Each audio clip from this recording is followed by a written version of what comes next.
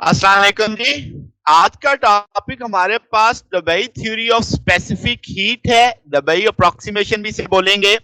Last lecture हमने पढ़ा density of mode के बारे में, वहीं से रिजल्ट लेके हम इसे शुरू कर रहे हैं। अगर आपने वो लेक्चर नहीं देखा तो पहले वो लेक्चर देख लें, क्योंकि ये उसी की एक कंटिन्यूटी है। बात समझ आ गई? तो शुरू करते हैं। Dubai theory of specific heat और दुबई अप्रोक्सीमेशन में क्या है, पहले हम ये बात तय कर लें कि अगर इंटरटॉमिक डिस्टेंस बेहद कम हो, किसके लिहाज से, जो आपकी वेवलेंथ इलास्टिक वेव उसमें से ट्रेवल करेगी, तो क्रिस्टल को हम मानेंगे कि वो कंटिन्यूम है, यानी कंटिन्यूस है वेव के पॉइंट ऑफ व्यू से। बात समझ आ गई? तो शर्त समझ आ गई कि आपने क्रिस्टल को कंटिन्यूस कब मानना है, कि अगर आपकी जो इंटरटॉमिक डिस्टेंस है वेवलेंथ से छोटा हो तब। अच्छा, इस आइडिया की बुनियाद लेके उसने कंटिन्यू मॉडल बनाया। उसने कहा कि भाई तमाम जो वाइब्रेशनल मोड पे ये एप्लीकेबल होगा क्रिस्टल पे, ये थ्योरी उसने कह दी कि भाई कंटिन्यूटी जो होगी। फिर हम ये मानते हैं crystal finite number of atoms यानी एन तादाद होती है, 3 डिग्री ऑफ फ्रीडम के लिहाज से वाइब्रेशनल मोड उसमें 3n आ जाते हैं। तो उसने कहा, जो डबई की अप्रोक्सीमेशन में था, कि एक अपर लिमिट ऑफ फ्रीक्वेंसी होगी इलास्टिक वेव की जो उसमें से ट्रेवल कर सकेगी क्रिस्टल में से।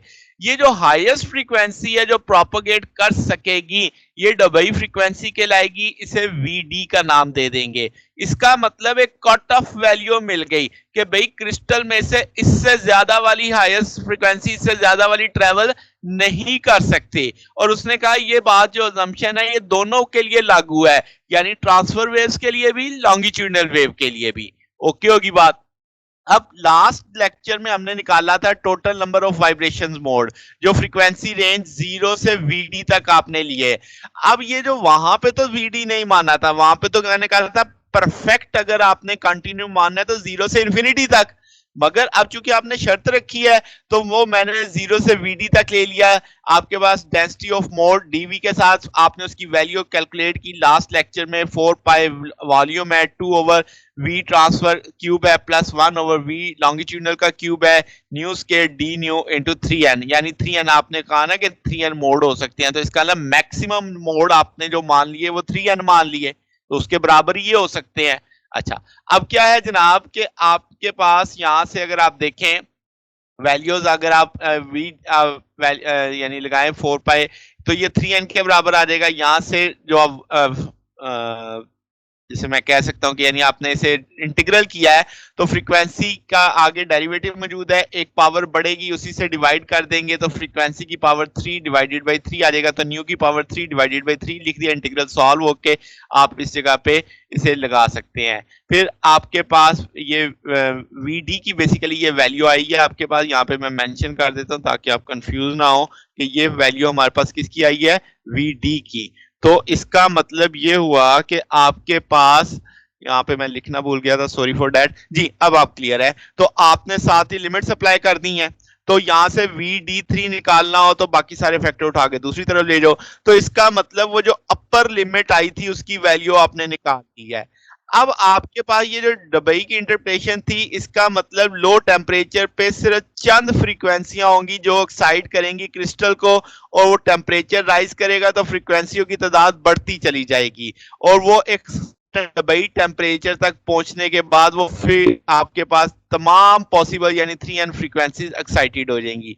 बात समझ आई? तो सादा लफ्जों में समझाऊं कि जब टेम्परेचर कम होगा तो सिर्फ चंद फ्रीक्वेंसियां होंगी जो क्रिस्टल में एक्साइटेशन पैदा करेंगी। जैसे जैसे आप टेम्परेचर बढ़ाते जाएंगे, फ्रीक्वेंसीज हायर से हायर एक्साइटेड होती जाएंगी, यानी क्रिस्टल के अंदर ज्यादा एक्साइटेशन आती जाएगी, और आपके पास एक दुबई टेम्परेचर जब आप टच करेंगे तो तमाम जो 3n आपके लेवल्स हैं वो एक्साइटेड हो चुके होंगे। ठीक होगी बात? अच्छा, अब वैल्यू ऑफ वीडी जो आप देख रहे हो यहाँ पे, आप जो कैलकुलेट करेंगे तो वो न्यूमेरिकल वैल्यूज लगाने से निकाली जा सकती है, तो वो फ्यू आंगस्ट्रम की वैल्यू आएगी, यानी कि ये उसी ऑर्डर की है जो हमारे इंटरटॉमिक होता है। तो इसका मतलब यही तो शर्त थी जो मैंने शुरू में रखी थी कि इंटरटॉमिक डिस्टेंस वेवलेंथ के कंपैरिजन में होना चाहिए। तो यहां से पता चल गया जनाब कि आप सॉलिड को, आप यहां से अगर उसके यानी वीडी फ्रीक्वेंसी से ज्यादा अगर होगी तो आप उसे कंटिन्यूस नहीं मानेंगे। ठीक है, स्ट्रक्चरलेस मीडियम आपके पास यानी ट्रीट नहीं कर सकते।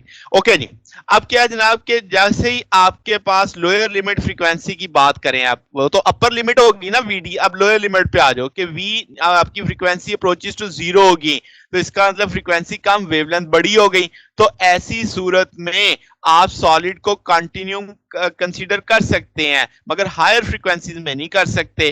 ठीक होगी बात, यानी एक ड्रॉबैक की जानिब चलेंगे हम एक तरह से, वो एंड पे दोबारा इस बात को डिस्कस करेंगे।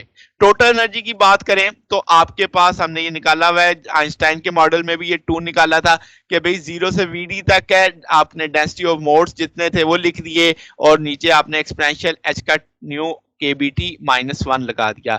अब जब रियल कंटिन्यू मॉडल होगा तो आपके पास इंटीग्रेशन तो नहीं आनी चाहिए, क्योंकि आपके पास तो उसमें इनफाइनाइट होंगी तादाद, मगर अब आपने क्या किया है कि आपने यानी इंटीग्रेशन इक्वेशन को इन्फिनिटी की बजाय वीडी तक ले गए हैं, 0 से वीडी तक अप्रोक्सीमेशन आपने दी है।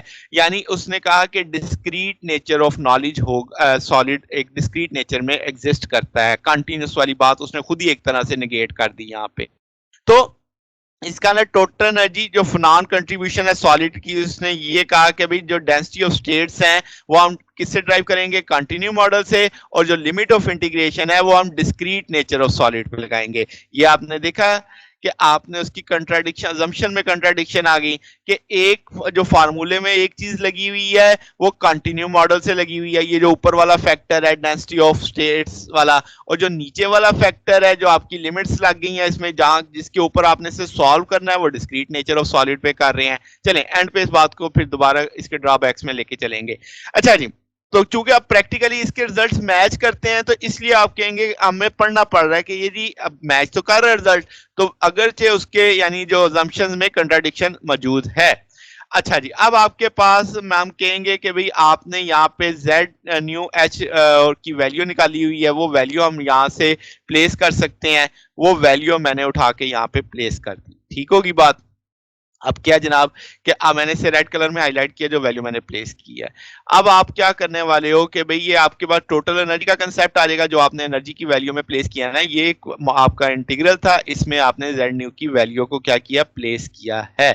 ओके, आगे चलते हैं। अब आपने क्या करना है कि जनाब इसमें थोड़ी सी तरतीब दी है, मैंने इसका कलर खत्म करके 4 पाई वॉल्यूम और ये सारा वेक्टर एक तरफ का लिया, एच कट, और यहाँ पे फ्रीक्वेंसी का स्क्वायर था, एक फ्रीक्वेंसी यहाँ पे मौजूद थी, फ्रीक्वेंसी की पावर 3 हो गई, और नीचे वाले फैक्टर को मैंने जरा एक्सपोनेंशियल वाली शक्ल में लिख के दिया है। ठीक हो गया। अच्छा, अब आपके पास आप जानते हैं कि आपने वहां से ये सारा फैक्टर की वैल्यू निकाल सकते हैं जो शुरू में हमारी डिस्कशन हुई थी यहाँ से। तो यहाँ से आपको पता चल जाएगा कि भाई 4 पाई वॉल्यूम 2 ओवर ट्रांसलेशनल वेलोसिटी का square plus 1 over longitudinal velocity का क्यूब 9n ओवर फ्रीक्वेंसी का क्यूब। तो इस वैल्यू को हम यहाँ पे रिप्लेस कर सकते हैं। बात समझ आ गई। इसी तरीके से अब हम क्या करेंगे, ये जो एच कट न्यू केबीटी है इसको एक्स मान लेंगे, तो अगर आप दोनों साइड का डिफरेंस डेरिवेटिव उठाओगे तो डी म्यू आ जाएगा, यानी नीचे केबीटी एच कट दूसरी तरफ चलेगी डी एक्स के बराबर आ जाएगा। तो अब ये वैल्यू सब्सिट्यूट कर सकते हैं। तो ये जो सारा फैक्टर है जो आप शुरू में देख रहे हैं 4 पाई वॉल्यूम 2 ओवर वी ट्रांसफर का क्यूब, ट्रांसवर्स का क्यूब प्लस 1 ओवर लॉन्गिट्यूडनल का क्यूब, इसकी जगह मैंने क्या डाल दिया 9n और फ्रीक्वेंसी क्यूब, ये वैल्यू आ गई। ओके होगी बात। आगे H cut omega new cube वैसे ही है, इस सारे की जगह आप देखो मैंने क्या किया है कि भाई आपके पास मैंने देखो रेड कलर में किसकी वैल्यू डाली, डी न्यू की वैल्यू डाल दी है। अब मैं एक काम और करने जा रहा हूं, वो क्या कि आप जरा ये ब्लू कलर वाला फैक्टर देखो, केबीटी ओवर एच कट की power 3, H cut over KBT की पावर 3। मैंने जो मैजेंडा कलर में फ्रीक्वेंसी लिखी है वो पहले से मौजूद है, इधर ऊपर भी मौजूद है न्यू 3, नीचे भी मौजूद है न्यू 3, मैंने इसलिए उसको मैजेंडा कलर दे दिया। ब्लू कलर में मैंने इसका मतलब एक तरह से मल्टीप्लाई भी किया, डिवाइड भी किया, तो आपके पास वो फैक्टर इस तौर पे लिखा जा सकता है। ठीक हो गया। अब यहाँ ऊपर भी क्यूब में एज अ होल आ गया, यहाँ पे भी क्यूब में एज अ होल आ गया, मगर एक दूसरे के उलट आ रहे हैं, ये याद रखना। और केबीटी मैंने बाहर ले लिया, ये एच कट इस एच कट से कट गया था, तो आपके पास ये फैक्टर इस रूप में आ गया।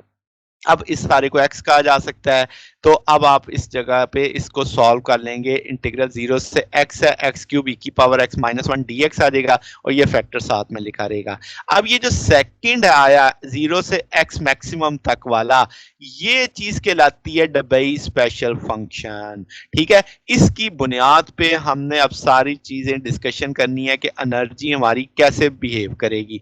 तो अब आपके पास इसकी एग्जैक्ट वैल्यू तो नहीं निकालेंगे, अप्रोक्सीमेट वैल्यू देखते हैं। लेट्स से अगर हम कहेंगे टेम्परेचर बहुत स्मॉल है, तो आपने एच कट व्यू केबीटी को एक्स माना था। अगर टेम्परेचर स्मॉल है, इसका मतलब एक्स ज्यादा हो जाएगा क्योंकि इनवर्स ताल्लुक में चल रहा है। तो इसका मतलब एक्स मैक्सिमम को आप कहां तक ले जा सकते हैं, इंफिनिटी तक ले जा सकते हैं। तो अब आपने सेकंड इंटीग्रल को सॉल्व करते हुए लिमिट्स 0 से इंफिनिटी कर दी, क्योंकि टेम्परेचर थोड़ा था तो एक्स आपका क्या हो गया, बढ़ता जा सकता है। तो अब आपके पास एक डेफिनेट इंटीग्रल के तौर पे आप इसका सॉल्यूशन देख सकते हैं, पाई की पावर 4/15। तो ये उस सूरत में जब टेम्परेचर स्मॉल है, तो इक्वेशन 1 के अंदर क्या ये वैल्यू ले जाई जा सकती है? तो ये रिजल्ट मैंने इक्वेशन 1 में प्लेस कर दी, ये लग गया इक्वेशन 1 के अंदर। अब क्या किया, अब थोड़ी सी अरेंजमेंट्स करनी है, क्योंकि केबीटी की पावर 3 है, केबीटी यहां पे भी आ गया। अब आपके पास क्या है जी, 9 और 15, इसे सॉल्व करेंगे 3/5 आ जाएगा, एन की जगह एन आ गया, पाई 4 को अलग कर लिया, केबीटी की 4 हो गया, टेम्परेचर 4 हो गया, 1/h कट और दुबई फ्रीक्वेंसी को आपने अलग करके 1/क्यूब कर लिया। अब क्या है कि आपने क्या करना है कि जनाब थोड़ा सा अरेंजमेंट करना है। आपने इसको एनर्जी निकल आई है, अब आपने स्पेसिफिक हीट निकालनी है। तो हम जानते हैं एनर्जी को टेम्परेचर के लिहाज से डिफरेंशियल करेंगे तो पावर नीचे उतरेगी, पावर एक कम हो जाएगी। और साथ में अब आपके पास यहां से ये 4 जब सॉल्व करेंगे, इसमें पाई की वैल्यू को सॉल्व करेंगे, एन बच जाएगा, के बी बच जाएगा और टी की पावर 3 इधर आ जाएगा। और आपने क्या करना है, अपनी आसानी के लिए एक के बी बाहर रख लेना, बाकी के बी की पावर 3 भी इसके अंदर ले जानी है। तो T K B H cut V D, बात समझ गए? यानी डिफरेंशिएशन होने से टेम्परेचर की वैल्यू पावर 3 रह गई थी, के बी की तो 4 थी, तो के बी को हम के बी की पावर 3 इंटू के बी लिख सकते हैं। तो वो के बी बाहर रह गया, एन बाहर रह गया, बाकी जो के बी की पावर 3 और टेम्परेचर की पावर 3 थी वो इस ब्रैकेट के अंदर चल के होल पावर हो गई। तो अब बाकी सारे सॉल्व करके 234 एन के बी आ गया, T K B H cut V D आ गया। ये जो फैक्टर है अब आपके पास H cut V D over K B, ये थीटा डी के बराबर आएगा। इसे हम कहते हैं दुबई टेम्परेचर।